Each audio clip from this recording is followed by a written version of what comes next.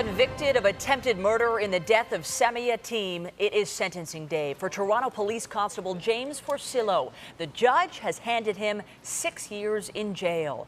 Good afternoon. 3 years after Constable Forcillo shot and killed 18-year-old Yatim on a streetcar on Dundas Street, the judge has decided the officer's punishment. On a conviction of attempted murder, 6-year prison term, but Forcillo's lawyers had argued that imprisoning the officer would violate the Constitution, and an appeal is expected. CTV's Janice Golding is live now at the University Avenue Courthouse, where the sentence was just handed down. Janice?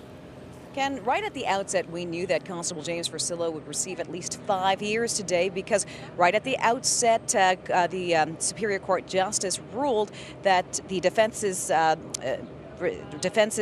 constitutional challenge against the mandatory minimum sentence was invalid. He went on to say about an hour into the sentencing, however, that he also felt that the Crown's request for 8 to 10 years was inappropriate. A grim-faced Constable James Forcillo arrived at the University Avenue Courthouse today to learn his fate. He did not stop to talk to the media. I trust in God and I trust in court, in justice. However, the mother of his victim, Sammy Yatim, had this to say on her way into court. No, he should go to jail, sure. Last January, Forcillo was acquitted of second-degree murder for the first 3 shots he fired on Yatim. But a jury convicted him of attempted murder for the second volley of 6 shots he fired on the teen while he lay paralyzed and dying on the floor of a streetcar. Forcillo had testified he believed Yatim was an imminent threat, but today Superior Court Justice Edward Then said the video is powerful evidence that demonstrates conclusively that what Officer Forcillo says occurred did not occur.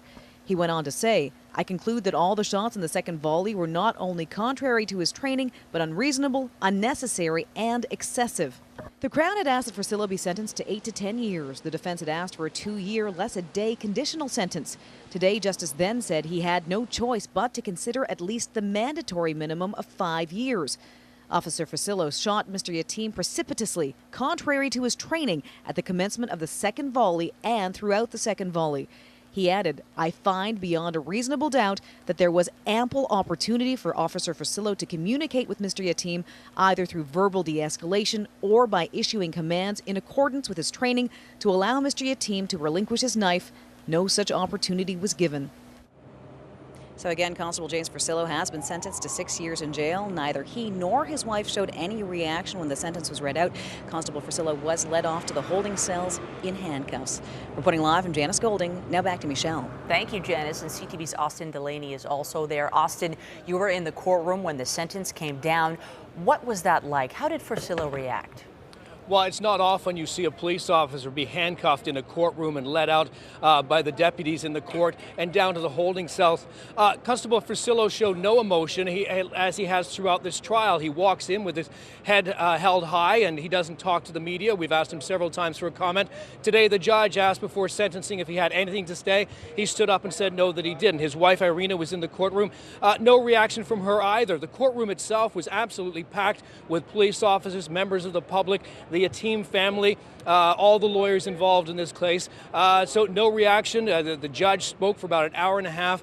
He really made the case for this sentencing on the fact that Forcillo did not follow his training and that he should not have fired that extra volley of bullets, the 6 after the 3 that actually killed Yatim in the end, or the attempted murder charge. It's a rare case that somebody is jailed for an attempted murder charge when the person actually died. So we did hear from the lawyers in this case, the defense lawyer Peter Browdy, as well as the head of the Toronto Police Association, Mike McCormick. Let's take a listen to that. We saw the nature of the offense, but he's the judge, and the sentence will be reviewed. We're digesting the verdict right now, and the message is that we go out there and we do our professional job, and we do a great job each and every day. This decision is going to be under appeal, and we'll see where the next steps lead. So Austin, well, lots to come after this. Sorry, Michelle, go ahead. No, yeah, I was going to ask you about that. Well, this is an officer getting jail time. We do not see this very often. Might this impact cases going forward? Well, how this goes forward is that right now he's in the holding cells below this building at 361 University Avenue. At 2:30, he goes over to Osgood Hall. There's a tunnel underneath this building. It's open to the public. He'll be handcuffed. He'll go through that tunnel, and then an appeal team will take over. Not Peter Browdy, who's been his defense this whole time. A new team that appeals this, and he'll be going for what's called bail pending appeal. So at 2:30 this afternoon, there's a chance he will get out. He will walk out the doors at Osgood Hall. Right now, we're waiting for more people to come down. The Crown Attorney, the Sammy Yatim's family, all in the courtroom. They're expected to come and talk here outside 361. So we'll bring you that as it becomes more available. Yeah, this is just breaking. I would imagine there's going to be a lot more reaction. So Austin, we will certainly get back to you as that becomes available. Thank you. All right.